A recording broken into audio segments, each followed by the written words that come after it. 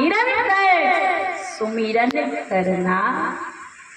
पर जब तक जानोगे नहीं तब तक उसकी प्राप्ति नहीं होगी। आज मानव संसार के अंदर भटक रहा है।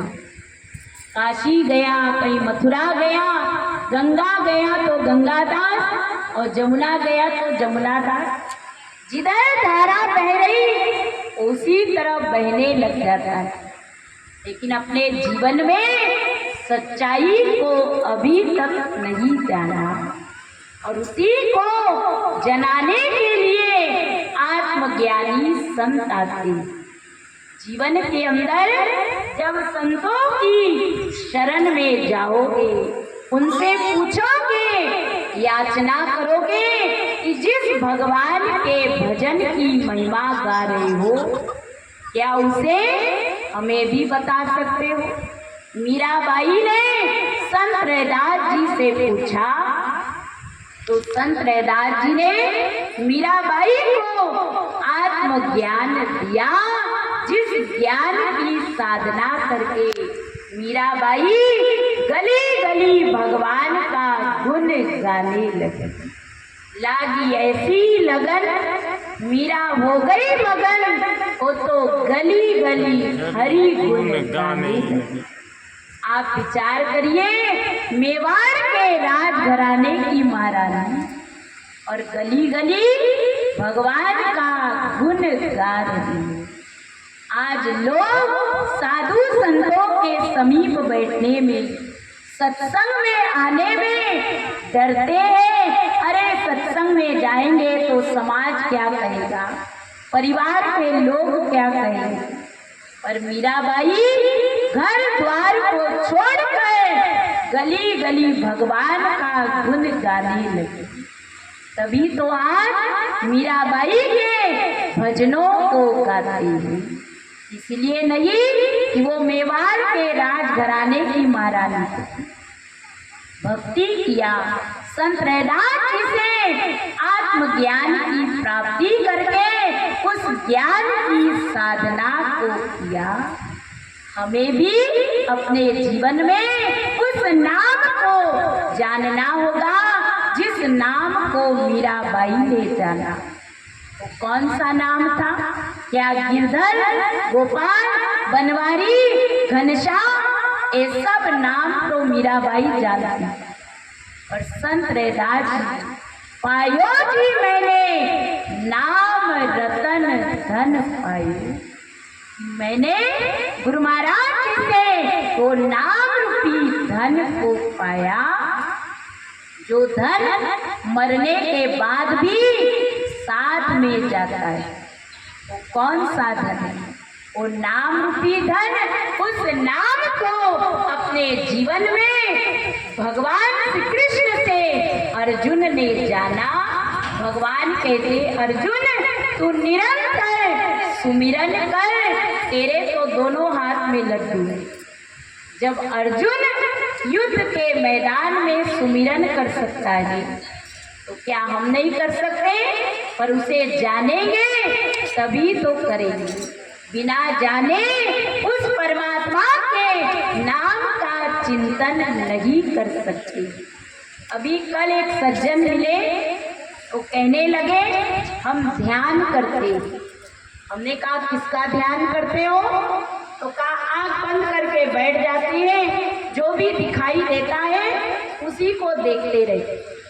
अरे जब तक ध्येय का पता नहीं तो ध्यान कैसे करोगे?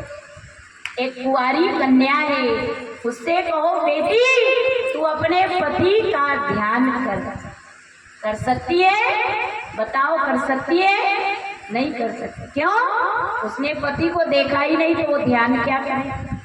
पर एक विवाहित जिसका विवाह हो गया, उसका पति अगर 7 समुंदर पार भी है, उससे कहो अपने पति का ध्यान कर, वो तुरंत कर लेगी। क्यों? उसने पति को देखा है। इसी तरह आरती में गाते हो, तुम हो एक अगोचर सबके प्राणपति। अगोचर जो इन आंखों से दिखाई नहीं देता है।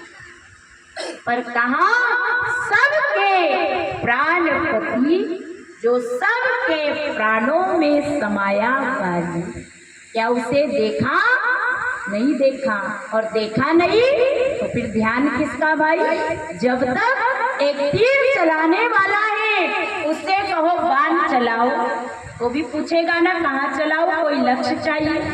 पेड़ पर चिड़िया बैठी है, उसकी आंख को छेदना है, तभी तो लक्ष्य साधेगा।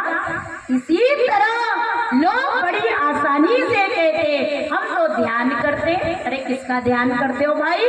जब ध्येय का पता ही नहीं, भगवान को देखा ही नहीं, तो किसका ध्यान करोगे?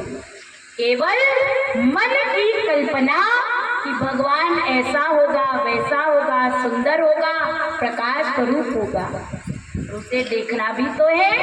भगवान देखने का विषय है, केवल सुनने का नहीं। जानने का विषय है, केवल मानने का नहीं। पर आज दुनिया भगवान को केवल मानती है। हम भगवान राम को मानते, कोई भगवान कृष्ण को मानता है, कोई बालाजी को मानता है, कोई हनुमान जी महाराज को मानता है। लेकिन अगर वही भगवान आपके सामने आ जाएंगे तो आप पहचान लोगे ना? पहचान लोगे? तब तो कहोगे बहु रुपया है, पता नहीं कौन आ रहा। तो भगवान को पहचानने के लिए ज्ञान चाहिए। बिना ज्ञान के उन्हें पहचान नहीं सकते। इसीलिए अपने जीवन के अंदर आत्मज्ञानी संतों की शरण में जाओ, उनसे पूछो। आज लोग सुनते तो है, हजारों बार भागवत सुना, कथा सुना, सब कुछ पढ़ लिया, पर मन में प्रश्न नहीं उठता है कि उस भगवान का दर्शन कैसे होगा, उस परमात्मा को हम कैसे जानेंगे, या किसी से पूछे? कोई नहीं पूछता है। सुन लिया और पल्ला झाड़कर चले गए। वो ऐसे तो सारी जिंदगी बीत जाएगी, फिर भी मानो भगवान को जान नहीं पाएगा। इसीलिए संतों से आकर पूछो कि जिस ज्ञान की आप महिमा गा रहे हो, क्या हमें उसे जना सकते हो?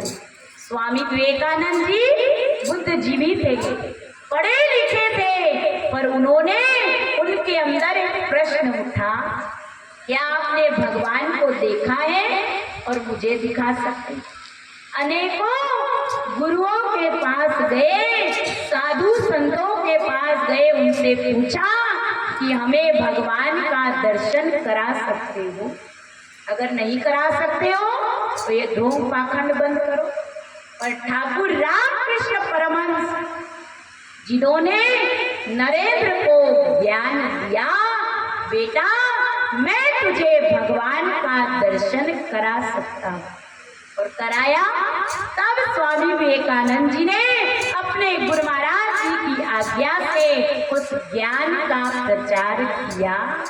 तो आप विचार करिए, आज भी उस ज्ञान को हम जान सकते हैं, पर जब तक जानोगे नहीं, पूछोगे नहीं, मांगोगे नहीं, दरवाजा नहीं खटखटाओगे तो खोला नहीं जाएगा। इसी तरह खाने पीने सोने कमाने में सारी जिंदगी बीत जाएगी, और एक दिन हम भी बीत जाएंगे। इसीलिए कहा उमरिया बीती जाए रे, उमरिया बीती जाए रे, इस मायापुर के मेले में उमरिया बीती जाए, इस मायापुर के मेले में उमरिया बीती जाए।